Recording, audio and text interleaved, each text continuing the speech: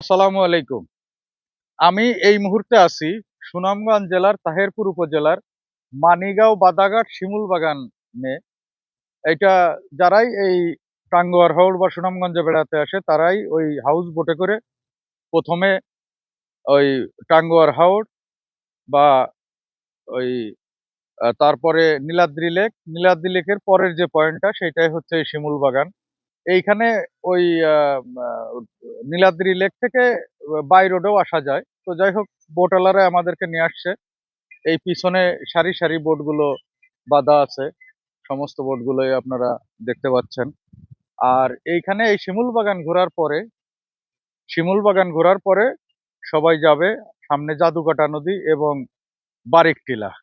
এইদিকে আপনারা দেখতে পাচ্ছেন যে আমরা এই মুহূর্তে আছি রক্তি নদীতে। রক্তি নদীটা মূলত প্রায় ৩৭ কিলোমিটার দীর্ঘ এবং এইটা ওই জাদুকাটা নদীরই একটি শাখা।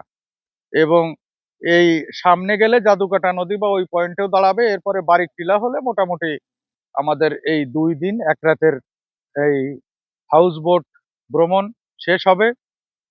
তো পরবর্তীতে বিস্তারিত নিয়ে অন্যান্য ভিডিওতে আসবো। বিস্তারিত বর্ণনা বা কোনটা করলে ভালো হয় না হয় আপনাদের মতামত নিব এবং সমস্ত যে স্টেক হোল্ডার আছে তাদেরও মতামত গ্রহণ করা হবে বা এই বিষয়ক যে প্রোগ্রাম আছে সেই প্রোগ্রাম করা হবে। সুপ্রিয় ভিউয়ার্স, ততক্ষণ পর্যন্ত আমাদের সঙ্গেই থাকুন। ধন্যবাদ। আসসালামু আলাইকুম।